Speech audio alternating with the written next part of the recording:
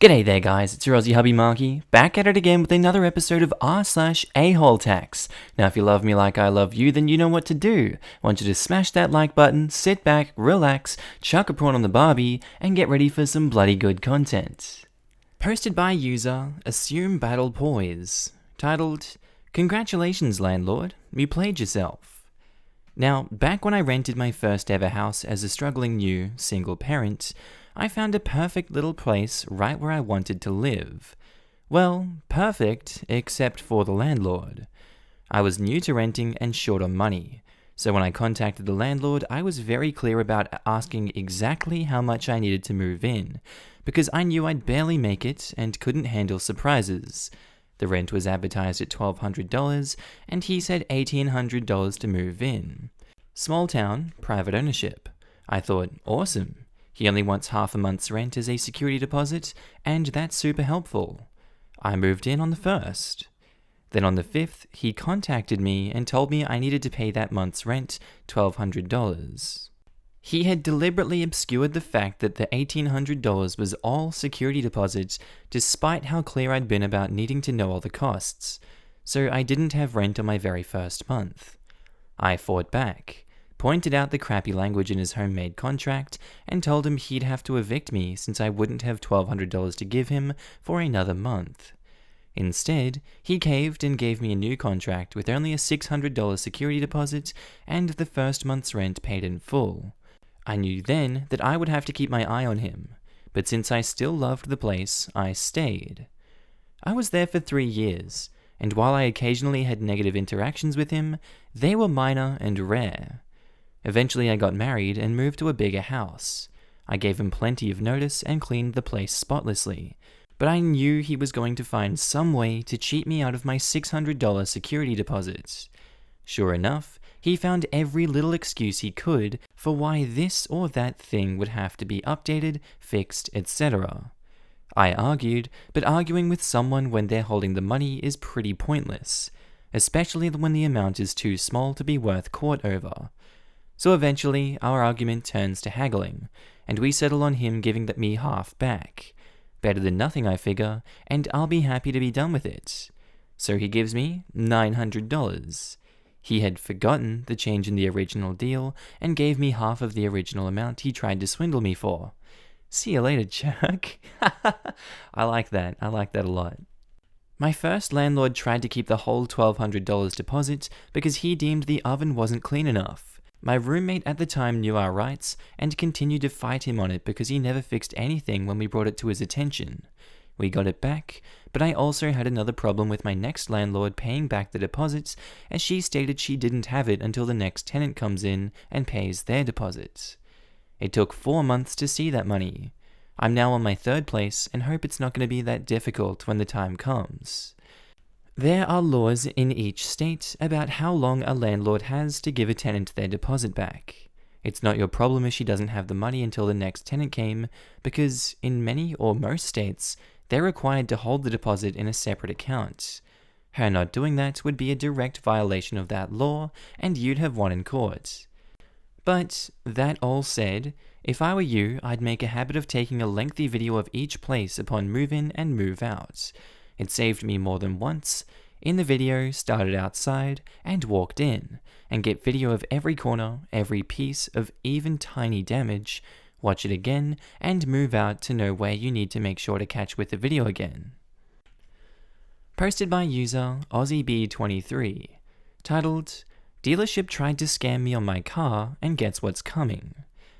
About a week ago, I was in the market for a new car. I already had a 4-year-old car, so the plan was to trade my old car and roll the equity into the new one. I searched online and found the exact car that I wanted, so I called the dealership and scheduled a time for the test drive. After the test drive, we began discussing the financial terms of the new car loan, always go to dealerships pre-approved, and also the trade-in amount for my old car. Going into the trade-in, I did my homework. I found out the fair market price for my car was $10,000 private party and around $8,000 on a trade-in. The dealership ran their numbers and came back to me with an offer for $6,400. On the evaluation, they put the lowest trim and options on my old car, while also putting that the car was in fair condition instead of good or excellent, which I can honestly attest to. Obviously, I put up a fight with the offer, and eventually the sales manager came out to explain the low offer, citing COVID-19, his mother's gallbladder, and a bunch of other excuses. I really wanted the new car, so I sucked it up and decided to move forward, as I was still able to roll over a few $1,000s towards the new car. At last, the contract signing comes around, and I get put with a smooth-talking finance guy, who attempted to upsell me on a bunch of useless warranties that were exorbitantly priced. When I was finally able to look at the contract, the pricing for my trade-in was listed at $7,200, not $6,400. I verify with the finance guy, and he confirmed the $7,200 price. I sign, he signs, and the documents are processed. A few moments passed, and from the other door I hear him talking to the sales manager about how the car pricing was wrong on the contract, $800 my favor. From what I overheard, they listed their internal price on the contract, meaning all the things they told me previously was complete bullcrap, and they were trying to stiff me. The finance guy comes back to me and says the contract was void because the pricing was wrong, and that we'll have to fill out a new set of documents. Immediately, I knew he was full of crap. In college, I took an extensive legal contracts course, taught by an attorney, and the one thing that was beat into our heads was the requirement for two parties to make a contract legal, and that it also takes both parties to void a contract. The dealership screwed up and then tried to trick me into voiding the contract. I simply refused and cited the legal requirements to void a contract. The finance guy then began to argue with me, saying how it wasn't fair to the dealership that I was getting more money for my car, and how I should do the right thing, meaning that I should just bend over and let them rip me off of my trade-in. Obviously, I refused, and the dealership had no choice but to let me go on my merry way in my new car with $800 more in my pocket. Posted by user Thrift Store Hacker, titled Computer Inept Contractor Oversells Home Automation, I Make His Pockets Hurt. It started with a knock on my door. My contract neighbor asks me if I could help him with a home automation job he sold, knowing nothing about computers or the hardware that he is selling. He landed a remodel job, and the customer wanted automated lights, new Wi-Fi network, automated window coverings, new TV, new radio receiver, security cameras, etc. The works, you know? Along with all this automation, the contractor kept saying things like, you can ask Google to do anything you want and it will happen. You can tell the Google to play Western movies in any room and it will just pop up. All you need is a few extra components. By the time I got to the job site, the customer was so hyped up and excited about the thoughts of a perfect smart home that will rival the neighbor's new home. The contractor already went out and purchased the best of everything, which was the most expensive products at the electric store, without checking if the products were compatible with each other. It was a mess of Google, Amazon, Yamaha, and no-name smart products. On top of that, he didn't want to look like a complete idiot to the customer, so he introduced me as his company tech guy. Okay, I'm the company tech guy, so if this goes down in flames, it's on his company, not mine. He also wanted to pay me hourly, and since it was techie work, he offered me $35 an hour. I told him I refuse to touch this job for less than $75 an hour and don't guarantee that I can make everything he pitched to the customer happen. With the high hourly price quote, he immediately refused, paid me my fee for my consultation, and I went home. No big loss. I didn't really want to do the job because 1, I don't do business with neighbors or family, and 2, I don't particularly like the guy. A week later, I get a phone call from him saying that he had one of his laborers try to set up the system and nothing worked right. Duh, mismatched products. And he was willing to pay me $75 an hour to get it sorted. Naturally, I told him that I was booked up for the rest of the week with clients. I'm actually off all week, but I wanted my video game and beer time. But I could shuffle some stuff around. First thing I did was call in backup. I have a friend who does home automation tech supports, so I paid him to drive up and help for $30 an hour. Day 1. Parts. First thing we did was return just about everything he purchased. We kept the TVs and receiver unit. My friend ordered everything we needed to make the job work. This cost him an extra $2,000 in parts, easy 10-hour day of shopping with someone else's money. Day 2, install. We started installing all the bits. Lots to do on a 6-bedroom home with a pool house and covered patio. By the end of the day, the customer was so happy about the Wi-Fi network that had 0 dead spots anywhere on the property and smart light bulbs he could control from anywhere with his phone. I can sit by the creek at the bottom of the property, drink beer, and watch my TV shows on my tablet. He was so happy. 8 hours of work that day. Day 3, nervous contractor and more automation. We arrived at the site and the contractor pulls me aside. He asks how much more time will the setup take. He also tells me that he already quoted the guy for the job and we are close to breaking the budget, making him lose money on the job. I tell him, that is not my problem. I'm just the tech guy. We are working as fast as we can to complete the project. Followed by, do you think that we just plug everything in and flip a switch? By the end of the day, everything is installed. I will need a day or 2 for setup and to hammer out any bugs in the system. Another 8 hours of work. Day 4, final setup and test. I sit with the customer and help him load all the applications he needs on his tablet and on his phone. I show him how to use the video screens in the rooms, and he is overjoyed to have a house that feels like something out of Star Trek. By the time we are done, the customer really starts to realize that the contractor had absolutely no idea how to do any of the work himself. I mentioned that he got the deal of the century on this project, and the contractor is probably going to be upside down on this job.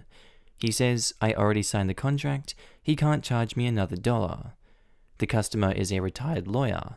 The man knows his contract law. At the end of another 8 hours, my friend and I take the customer out for a beer at the pub and have some good old-fashioned fun, freaking out the customer's kids with the system from miles away. Day 5, idiot tech support costs contractor money. We roll in a little late and slightly hungover to the site, expecting an easy half day. For some reason, the smart lights and window coverings stopped working. We find that the contractor asked his laborers to install these extra lights into the Google, and the idiot knocked that whole portion of the system offline and reset a bunch of items while trying to fix it. It took most of the day to undo what the laborer did, but we get the systems working perfectly. Everything is finished, customer is very happy. I tell the contractor I will submit an invoice to his bookkeeper for the hours worked and collect my check from the job site tomorrow, since my friend and I were invited to watch the baseball game with our new friend, the customer, and he agrees. Day 6, payments in pawn shops. I arrive at our new friend's house a bit early to collect my check and settle business before the ball game starts. Contractor hands me a check for $2,000, roughly half of what I am owed. I immediately say, where's the rest of the money? The contractor says, this is all the budget I have left from this job. This is all I can pay you. I reply with, well, if this is how you want to do business, screwing over a worker who is also a neighbor, you may have some problems. He responds with, is that some sort of threat? I will get you the money when I start this other job. I say, it's more like a guarantee. I don't work on credits. Find the money today, and I now want verified funds, cash, cashier's check, or bank transfer. He says, there's nothing I can do right now. I excuse myself and walk out to talk to the customer, placing a $50 bill in his hand, and I ask him for a lawyer's opinion and explain what happened. Now I am his customer. He says, wait here, have a drink, and walks into the house. I don't know what he says, but the contractor left fast. He walks back out and says, you will have the rest of your money tonight. Let's get a pizza and watch the game. By the 5th inning of the game, the contractor comes back with everything he owes me in crisp $100 bills. After verifying the funds, I write him a receipt. Once I was taken care of, my new lawyer friend tells the contractor that he no longer needs him to do the extra work he had planned to hire him for on his other property, and he needs him to pack up and leave immediately. After watching the contractor pack up under our view, making sure he doesn't take any of the building supplies, we finish watching the baseball game. We later found out my neighbor, the contractor, had to pawn off his boat at a very lowball price to pay me off, and his wife has been staying at her sister's for the last few days because she is ashamed of being seen by the neighborhood after the stunt her husband tried to pull. Moral of the story: don't sell something that you have no idea how it works. It will make you look like an idiot while making your pockets hurt. Also, never work with neighbors, friends, or family. Better to separate work from home. Posted by user live from the Mesozoic, titled Small Tax for Corn. I worked at a grocery store. Today, the first couple that came through my register had a produce bag with ears of corn in it. The guy tells me there is 10 in there. I look at the bag, obviously only 6 ears of corn, but just to be sure, I start to count them. Cue the guy telling me, "What do you need to count them for? I just told you there were 10. So I look at him and say, "You're absolutely right. Sorry about that." I ring up 10 ears of corn while grinning under my mask. They may have only been 50 cents a piece, but that is the best $2 I have made for my store this week. Posted by user Tigger573, titled, Sure, keep your 15% restocking fee. I won't complain. A post in r/malicious compliance yesterday reminded me about this. Last year, I had dealt with a shady online cell phone reseller, and I thought it would fit perfectly well here. I was looking to buy a new-to-me cell phone, and saw an ad for a place that seemed a little too good to be true, since they were advertising new phones for less than what I could find for used on eBay. I saw that they had terrible reviews, but they didn't seem totally illegitimate either, so I thought it might be worth a shot. The phone was advertised in new, open box condition, but when I received it, the phone was obviously used with heavy scratches on the back and dead spots on the touchscreen, so I couldn't even type certain letters. The AccuBattery app also showed that the battery would only hold 80% of its original capacity, which indicates the phone had been used for quite some time already. I submitted a return request, which the company accepted, but they completely ignored my replies asking for a return shipping label. I finally sent one last email saying I wasn't paying to ship something that was falsely advertised in the first place, and I'd file a chargeback if they continued to ignore my requests. I filed a chargeback. Chase quickly credited the money and explained that the company had 30 days to dispute it. 30 days came and went, and I didn't think much of it afterwards. Over 6 weeks after filing the chargeback, I finally received an email simply titled Labels, with a label attached, which I almost disregarded as spam. I recognized the sender though, so I checked the attachments and then shipped their phone back. 2 weeks later, I received an email saying they'd received the return and that there would be a 15% restocking fee, because the phone was as advertised and 100% functional, which was BS. I was pretty annoyed at first, until I logged into my Chase account. Then I realized they'd already sent a refund, minus 15%, but the original credit from the chargeback was still there too. So they basically refunded it twice, minus the 15% for one. If any half-decent company had made some kind of mistake like that, I would have let them know. But in this case, I just kept the extra $285 that they decided to send me. Posted by user Habfear25, titled Impatient Parent. I'm helping my mum clean up the house because I have quite literally all the time in the world. Right now, I'm emptying the dishwasher and my mum is telling me that I need to hurry up. She proceeds to say, if you can't do it in the next 5 minutes, I'm pushing you out of the way. 5 minutes cruises by. Me intending on watching the preceding matters unfold, she pushes me out of the way and says that how she is doing it is the proper way. She grabs all the plates and bowls at the same time, glass and porcelain, and tries to put them away. Emphasis on tries. She drops every single last piece of china. I then ask her if she wants to show me how to sweep the floor the proper way too. Posted by user Maserati, titled World's Worst Invoice? Enjoy the extra charge. I worked as an accountant for a company that auto-charged monthly for the use of their products. Part of my job would be to respond to customers who had questions regarding their invoices and credit card charges. These emails would be delivered to a general accounting email address so my coworkers and I could tackle them together. One day, an email arrives with the subject line, "World's Worst Invoice." Oh, how excited I was to open this beauty of a complaint. The guy proceeds to go all caps throughout the email about how crappy our invoices are, and what the hell is he even being charged for. He was gracious enough to include a screenshot of the invoice itself. Turns out, he was referencing the credit card receipt in his email. Being the thorough and diligent accountant that I am, I wanted to ensure that he was being charged correctly. I popped the info into the system to discover that he was actually being undercharged. Oh no! I could have just sent him the incorrectly priced invoice and let it go. I corrected his account to confirm he'd been charged correctly going forward. I crafted my reply email. Thank you for pointing out the error in our system. Without your email, the incorrect charge would have gone unnoticed. Please note that the attachment you provided was for our credit card receipts. You may find your actual invoice attached for your reference. Your invoice will include the additional charge of $80 next month for the additional users that were incorrectly charged for previously. I never received a reply.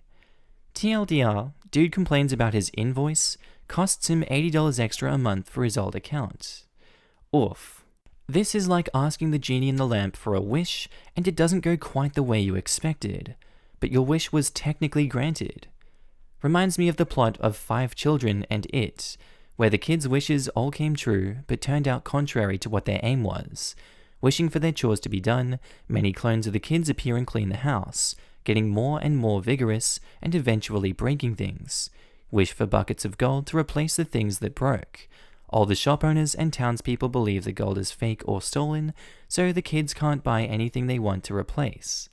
That's such a good concept. Alright guys, that's all for today's episode. I hope you enjoyed it. If you did, be sure to tell me what you thought about it down in the comments down below. If you're new to the channel, also don't forget to subscribe. It would really help out with my channel growth.